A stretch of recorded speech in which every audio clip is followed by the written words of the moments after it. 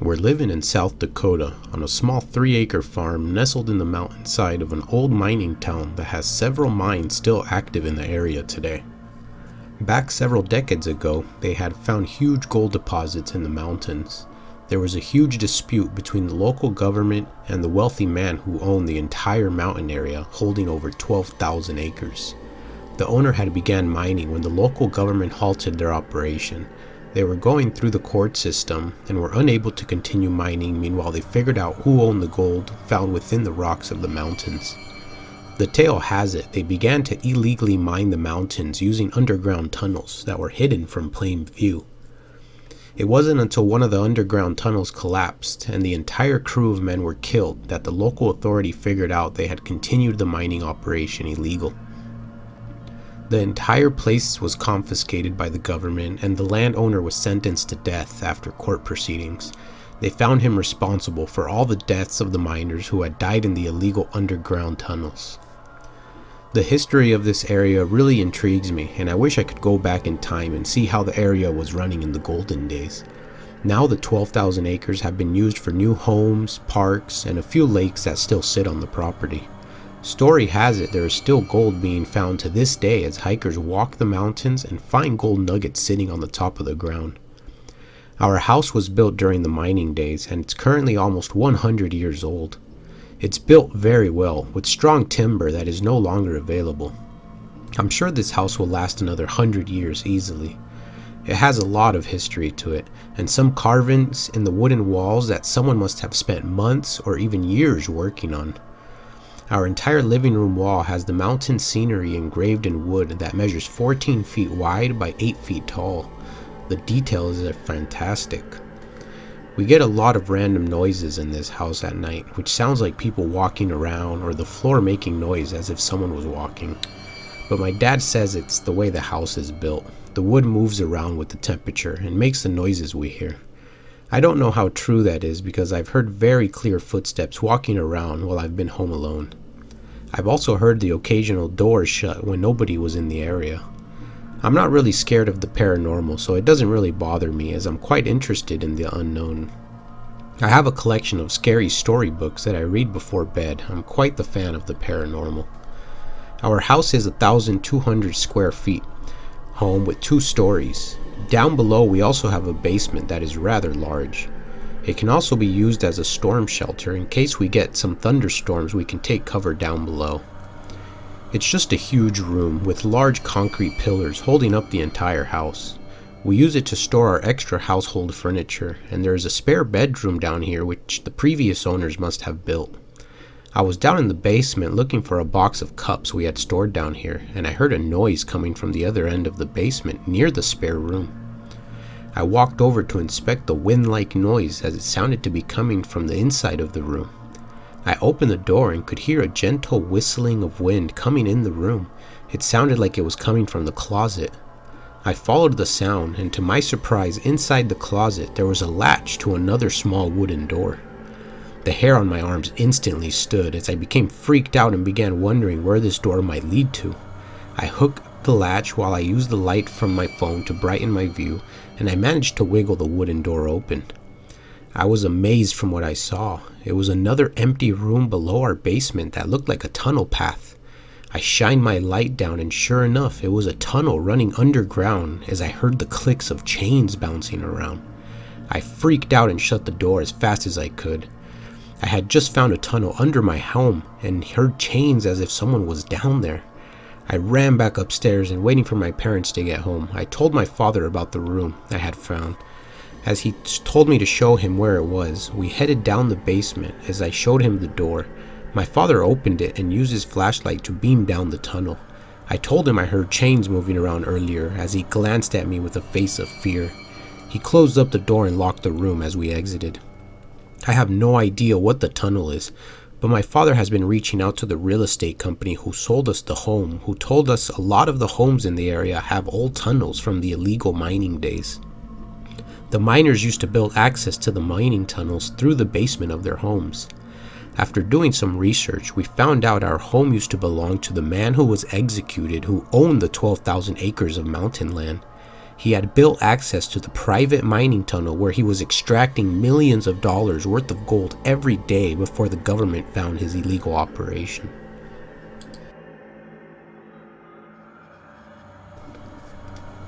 Our family just moved into a new house, and it's become more of a nightmare rather than a fun experience.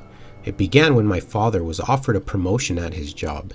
He currently is the supervisor at a lumber company, and they're opening a new yard in Ohio and offered my dad a manager position, making more than double his current pay.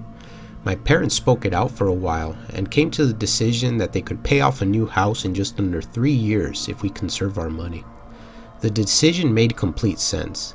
Instead of paying our existing rent for the apartment we live in, we could finally own a home and pay it off in just a few years' time. I'll be 16 next month, so my dad said he would look for a position at his company I can begin working my first job. I'm still in high school, so it would be a part-time job as I still have to focus on my studies. We didn't have many belongings since we live in a small 2-bedroom apartment and sold off the extra car my dad had sitting in the driveway for the past few years. He kept talking about restoring it, but never even began the project. I'm hoping I can make some new friends and start a new life in Ohio, although a lot of the videos I see online say it's not the best place to grow up as a teen. It was moving day. We had shipped our personal belongings using FedEx and were going to drive for the next 16 hours cross country until we arrived at the new Airbnb my father had rented in Ohio. We'll stay in the rental home for a few weeks, meanwhile my dad and my mom go house hunting. We're living in a somewhat rural area, so the homes are rather cheap and come with huge pieces of land. I've always wanted to have some farm pets such as chickens and roosters, but we've never had anywhere to keep them. As we got closer, I became more excited, even though I was drained from sitting in the back seat for the past 16 hours. My father had motivational audiobooks on repeat the entire drive, and I practically have them memorized by now. See, believe, achieve, you get the point. I never want to hear one of those audiobooks again. A few days went by, and we found our new house. We pulled down a dirt road. I could see my new neighbors' homes. They were quite nice with clean mowed front yards, and I could see some people had horses, which I couldn't wait to meet them and maybe ride their horses someday. We pulled into our driveway. I had seen pictures online, but they looked much better in person. The house looked new. It was a large 2-story home, painted a light blue color that was easy on the eyes. The front yard could use some work since nobody had been maintaining it, as my dad stood with his hands on his hips as he glanced around the property. He smiled at my mother and we headed towards the front door. They had mailed my father the keys to the house before coming, so we opened the door and it was beautiful. Natural hardwood on the floor with a wooden staircase that goes upstairs. The large kitchen area had no walls and was one large open room with an island in the middle of the kitchen to prepare food. I loved the place. I finally had my own room since I had been sharing a room with my younger brother in our small 2-bedroom apartment back home. I asked my dad which room was mine, and he said, well, let's go upstairs and take a look, and you boys can pick out each one of your rooms. We walked into a large bedroom that already had a huge bed in it, as my father said this is our room, which was the master room in the house. My brother jumped on the bed as we walked down the hallway towards the 2 rooms at the end. They were identical rooms with the doors facing each other. I decided to choose the room facing the front of the house while my brother got the room facing the backyard. My father walked downstairs with my brother following him. I looked out the front window and could see my family taking their luggage out the trunk of our car. I sat on my new bed when I heard a calm voice from down the hall. Hello? As I turned quickly looking behind me, I instantly got scared and slowly walked towards the door. I glanced out my bedroom door and said, "Is somebody here?" Which there was no reply. I freaked out and ran downstairs. I didn't want to mention anything to my family as we had just arrived a few minutes ago, but I know clearly I heard a voice upstairs down the hall. I unloaded my clothes I had packed in our car as my father was checking our car engine and topping off the fluids after a long drive. I could see my mother in the top floor looking at out my bedroom window where I had just came out of. She smiled at me and waved as I stood there scared since not knowing what to say to my family about the person I heard upstairs. I decided to man up as I told myself the voice was probably just in my head. It might have been the audiobook stuck in my brain. I went upstairs and began organizing all my clothes in my new closet. We all finished up settling in and decided to call up the local pizza parlor and have a pizza delivered to our new house. I could see the headlights driving down the road as I shouted to my dad, "Pizza's here!" My father walked upstairs and grabbed his wallet from his bedroom. The pizza man had already rang the doorbell and stood on the porch as my father walked down to open the door. I instantly got the smell of pepperoni as the wind blew in the smell of pizza as my father paid the delivery driver. As the driver handed my father the change, he said, "I think your young daughter is out here playing alone. It's getting kind of dark. Just thought I would let you know." My father looked at the driver in disbelief. He said, "We don't have a young daughter."